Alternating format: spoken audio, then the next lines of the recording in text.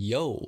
Genshin Impact version 2.4 had its big livestream debut yesterday, and I'm sure you already saw it and watched videos explaining everything in detail, so I'm not gonna do that. Here's a quick breakdown of everything coming in 2.4 made as simple as possible. Ningguang was tired of being homeless, so she speedran rebuilding the Jade Chamber. Barbara has now been demoted to second place in regards to the most annoying idol voice lines. And I physically felt my wallet shake when the Archon of Lust popped in and sounded like a potential Bennett substitute. She'd be great friends with my Raiden Shogun and Eula. We got land sharks, a pyromaniac who needs to drink some honey tea, the crystal lizard from Dark Souls but with its twin, the Eye of Sauron, and evidence as to why the traveler should stop relying on the dull blade in combat. We're then given more Shenhe showcases. At this point, I was launching Genshin to start farming for every primogen possible. Then we have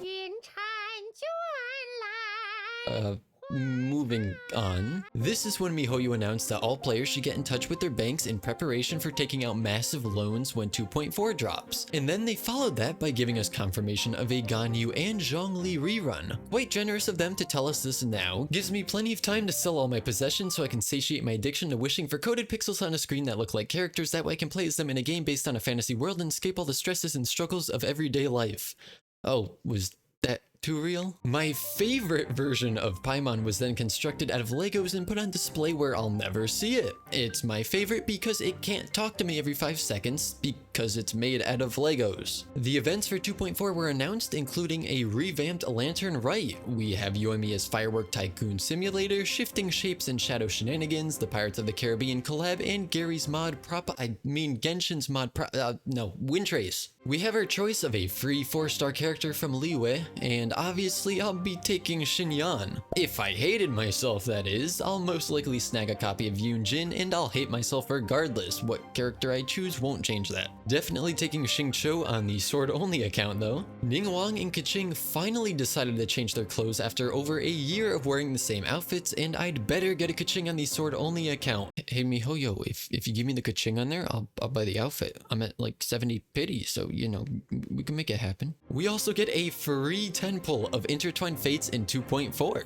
Nice. Next up was the Alchemy event. Albedo must really have wanted some more screen time. Followed by an event where we drag a raccoon around Teyvat and take pictures of it as if it's our dinner at a restaurant. We have nothing better to do than photograph what we're about to eat and share it with whoever's bored enough to follow us on social media accounts, even though literally nobody cares what you're eating, and yet you still post these pictures as though people were dying to know what you're going to be consuming that evening. But yeah, we take pictures of an animal all over the map for some unknown reason. Maybe this is miHoYo's answer to Pokemon Snap, so don't be surprised if they call it Paimon Snap. All jokes aside, Enkanomiya looks 100 times better than I could have imagined. Hopefully it's not a pain to traverse and the whole day-night specific puzzle thing isn't a nuisance, but aesthetically it's amazing. They ended with a couple of quality of life changes and seemingly forgot to add a Paimon volume slider somehow. Must have slipped their minds. It was so close to being a perfect update too. What a shame. Now all I'll have is a recurring headache when Paimon talks and an empty wallet. Overall, 10 out of 10, would pull another all-nighter to watch it again.